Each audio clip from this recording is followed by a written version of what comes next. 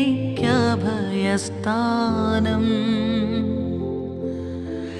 നീ എൻ്റെ രക്ഷകൻ, നീ എൻ്റെ പാലകൻ, നീ എനിക്കഭയസ്ഥാനം.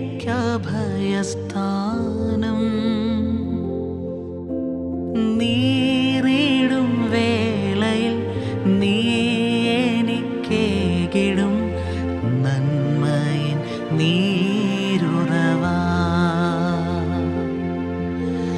നീറിടും വേളയിൽ നീ എനിക്കേകിടും നന്മയിൻ നീരുറവാ.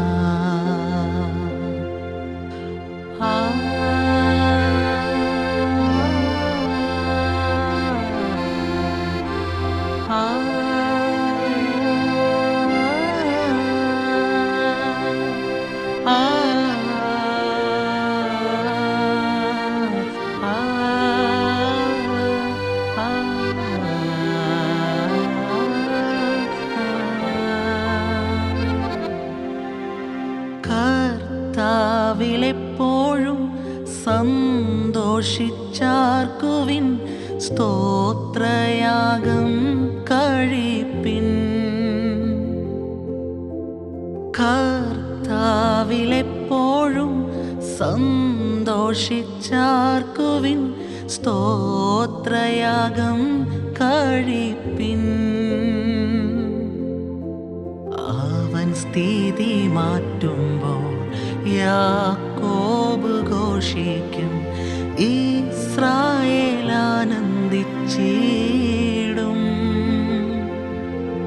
നീറിടും വേളയിൽ നീ എനിക്കേകിടും നന്മയിൻ നീരുറവാ.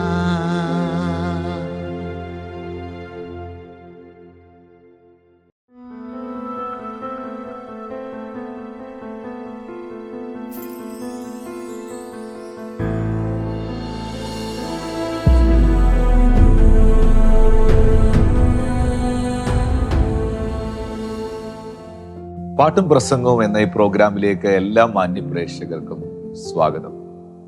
വീണ്ടും ഒരിക്കൽ കൂടെ അതിമനോഹരമായ ഒരു ഗാനം കേൾക്കുവാനും നമുക്ക് ചേർന്ന് ദൈവത്തെ ആരാധിക്കുവാനും സ്തുതിക്കുവാനും ഒക്കെ കർത്താവ് തന്ന ഈ വിലപ്പെട്ട നിമിഷത്തെ ഓർത്ത് ഞാൻ ദൈവത്തിന് നന്ദി കരയറ്റുകയാണ്.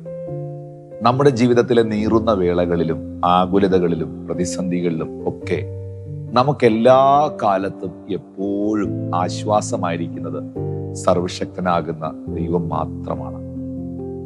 46 സങ്കീർത്തനത്തിന്റെ 1 വാക്യത്തിൽ എഴുതിയിരിക്കുന്നത് പോലെ ദൈവം നമ്മുടെ സങ്കേതവും ബലവുമാകുന്നു. കഷ്ടങ്ങളിൽ അവൻ ഏറ്റവും അടുത്ത തുണയായിരിക്കുന്നു. ദൈവം നമ്മുടെ ബലമായും ദൈവം നമ്മുടെ സങ്കേതമായും ദൈവം നമ്മുടെ സകലവുമായും ഇരിക്കുന്നു. ആ സർവശക്തനാകുന്ന ദൈവം നമ്മുടെ കഷ്ടങ്ങളിൽ ഏറ്റവും അടുത്ത തുണയായിരിക്കുന്നു എന്നാണ് വചനത്തിൽ രേഖപ്പെടുത്തിയിരിക്കുന്നത്. പ്രിയപ്പെട്ടവരെ, നമുക്ക് ഏറ്റവും അടുത്ത തുണയായിരിക്കാൻ, നമുക്കെല്ലാം ആയിരിക്കാൻ കഴിയുന്നവൻ ഈ ദൈവം ഒരുവൻ മാത്രമാണ്. 91 സങ്കീർത്തനത്തിന്റെ 2 വാക്യത്തിൽ പറയുന്നുണ്ട്, അവൻ എൻ്റെ സങ്കേതവും കോട്ടയും, ഞാൻ ആശ്രയിക്കുന്ന എൻ്റെ ദൈവം എന്ന് പറയുന്നു. ആരാണ് നമ്മുടെ സങ്കേതം? നീറുന്ന വേളയിൽ, ആകുലതയിൽ, പ്രതിസന്ധിയിൽ ആരാണ് നമ്മുടെ കോട്ട?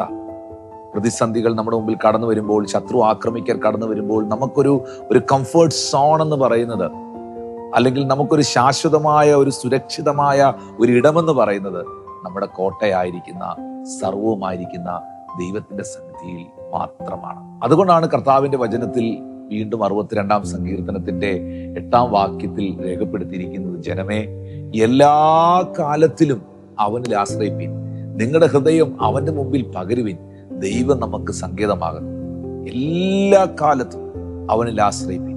നമുക്കറിയാം, കഴിഞ്ഞ ചില വർഷങ്ങൾക്ക് മുമ്പ് കോവിഡിന്റെ പ്രത്യേകമായ പ്രതിസന്ധികൾ നമ്മുടെ മുമ്പിൽ വന്നു. അങ്ങനെ ഓരോരോ സാഹചര്യങ്ങൾ, ഓരോരോ പ്രകൃതി ദുരന്തങ്ങളും പ്രതിസന്ധികളും വ്യാധികളും, ഇങ്ങനെ വിവിധ തരത്തിലുള്ളതായ സാഹചര്യങ്ങളിലൂടെ നാം ഓരോരുത്തരും ഓരോ വർഷങ്ങളിലും ഓരോ സമയങ്ങളിലും കടന്നു പോകുന്നവരാണ്.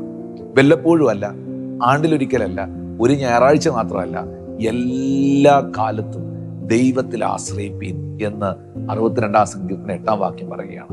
എന്താണ് അതിന്റെ കാരണം? അത് പ്രവാചകനായ നഹൂം പറയുന്നുണ്ട്.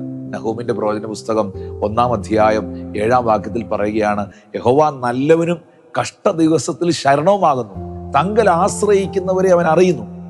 എല്ലാ കാലത്തും യഹോവയിൽ ആശ്രയിക്കണമെന്ന് സങ്കീർത്തനക്കാരൻ പറയുന്നതിന്റെ കാരണം, അതിന്റെ ഉത്തരം നഹൂം പ്രവാചകനാണ് പറയുന്നത്. കാരണം തങ്കൽ ആശ്രയിക്കുന്നവരെ അവൻ അറിയുന്നു. എന്നെ അറിയുന്ന എൻ്റെ ദൈവം എനിക്ക് വേണ്ടി അത്ഭുതം ചെയ്യും. എന്നെ അറിയുന്ന എൻ്റെ ദൈവം എനിക്ക് വേണ്ടി പ്രവർത്തിക്കും.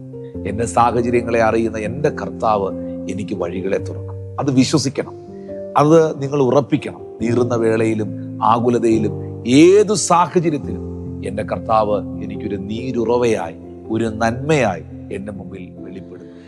നീ എൻ്റെ രക്ഷകൻ, നീ എൻ്റെ പാലകൻ, നീ എനിക്കഭയസ്ഥാനം.